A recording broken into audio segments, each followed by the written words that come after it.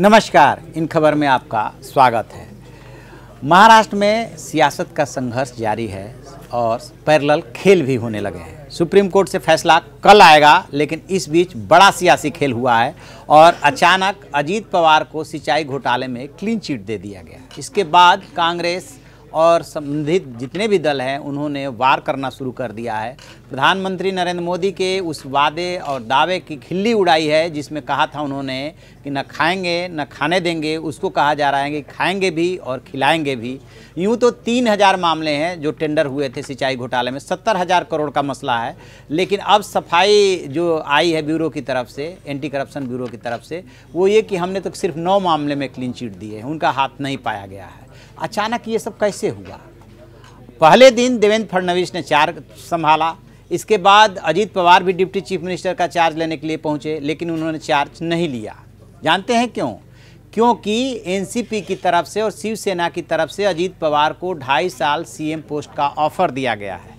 कहा गया है कि यहाँ तो आपको डिप्टी चीफ मिनिस्टर मिला है, लेकिन यदि आप हमारे साथ आएंगे तो जो शिवसेना बीजेपी से मांग रही थी 2.5 साल वाला 50-50 का फार्मूला, वो आपके ऊपर अप्लाई होगा। आप लौट आइए अपने पुराने घर को। इसको लेकर के धनंजय मुंडे और छगन भुजबल वगैरह वगैरह कई नेता उनसे मिले। बताया ये जा रहा है कि अजीत पवार जो है वो कल के सुप्रीम कोर्ट के फैसले का इंतजार कर रहे हैं। इसी वजह से आज उन्होंने डिप्टी चीफ मिनिस्टर का कार्यभार नहीं संभाला।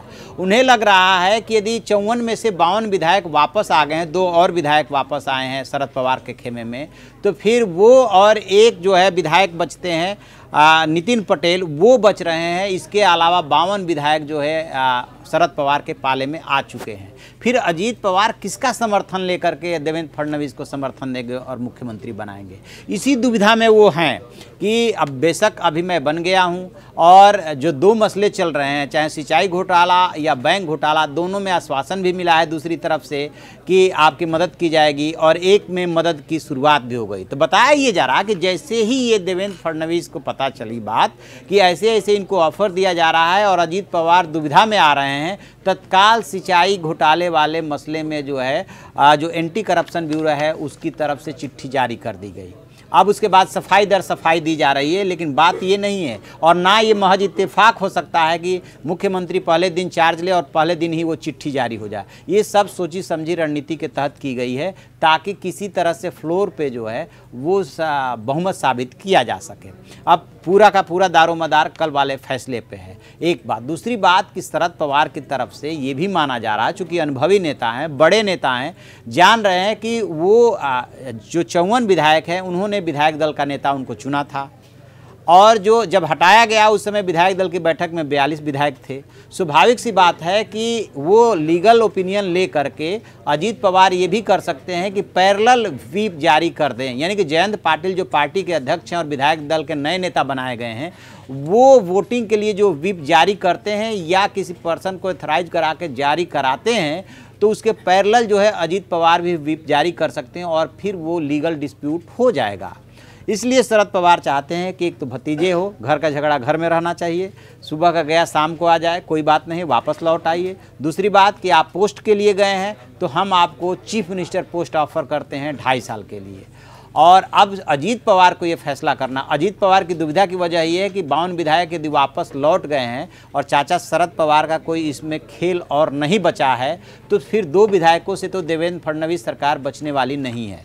क्योंकि जो छोटे दल हैं उनके 16 विधायक हैं और जो निर्दलीय हैं उनके 13 विधायक हैं, तो उसमें से 7 कहा जा रहा है कि शिवसेना के साथ हैं, तो फिर इनके सपोर्ट से भी देवेंद्र फडणवीस की सरकार बहुमत साबित नहीं कर पाएगी। ऐसे में क्या हो सकता है? ऐसे में सिर्फ एक ही बात हो सकती है कि बीजेपी यदि इन तीनों दलों में सेंध लगाए, यानी कि कांग्रेस, एनसीपी और शिवसेना में सेंध लगाए, तभी जाकर के कोई बात बन सकती है। वो भी सेंध लगाने के लिए कोई भी विधायक अपनी सदस्यता गंवाने की शर्त पे जाकर के आपको समर्थन नहीं देगा। पार्टी को तोड़ने के लिए 2/3 बहुमत चाहिए, जो अजीत पवार नहीं कर पाए। तो शिवसेना में ऐसा कोई नेता नहीं है जो 2/3 बहुमत करके विधायकों की संख्या करके और वो पार्टी को तोड़ दे।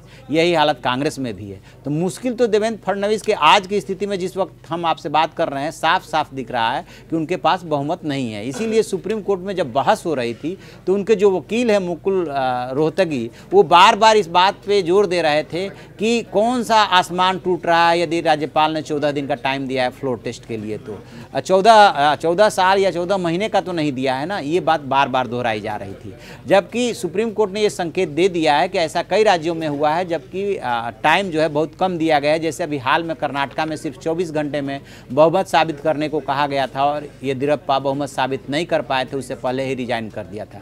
कुछ उसी तरह की परिस्थितियां बनती हुई सी दिख रही है। लेकिन चूंकि बीजेपी अपनी रणनीति में माहिर है और वहाँ के महाराष्ट्र के कई नेताओं को, केंद्र के नेताओं को लगाया गया है कि हर हाल में फ्लोर टेस्ट में बहुमत हासिल करना है, इसलिए उसको कमज़ोर भी नहीं आंक सकते। कहाँ साम दाम दंड का प्रयोग करके कैसे बहुमत जुटा ले कुछ नहीं कहा जा सकता। इसीलिए शिवसेना, एनसीपी और कांग्रेस का जोर इस बात पे है कि इसको और ज़्यादा लंबा नहीं खींचा जाना चाहिए और जल्दी से जल्दी जो देवेंद्र फडणवीस सरकार है उसको बहुमत हासिल करने के लिए कहा जाना चाहिए। बार बार विधायक होटल बदल रहे हैं। इस समय जो एनसीपी के विधायक हैं वो होटल हयात में है, क्योंकि पहले वाले होटल में उनकी निगरानी की जा रही थी खुफिया एजेंसियों द्वारा। शिवसेना के जो विधायक हैं होटल ललित में हैं और कांग्रेस के विधायक मैरियट में हैं। सब जगह जो है उद्धव ठाकरे घूम रहे हैं, उनको समझा रहे हैं, बता रहे हैं कि डरने की ज़रूरत नहीं, सरकार हमारी बनेगी, जीत हमारी होगी। देखते हैं। और जो वो विधायक लौट करके आ गए हैं उसके बाद से और इनका मनोबल डाउन हुआ है। अब देखते हैं कि वो सुबह तक सुप्रीम कोर्ट के फैसले का इंतज़ार करते हैं या आज रात का भी समय बाकी है, रात में भी कोई बड़ा खेल हो सकता है। तो जैसे ही कोई इसमें और अपडेट मिलेगा हम आपको बताएंगे। आप देखते रहिए हमारा डिजिटल चैनल इन खबर। Thank you.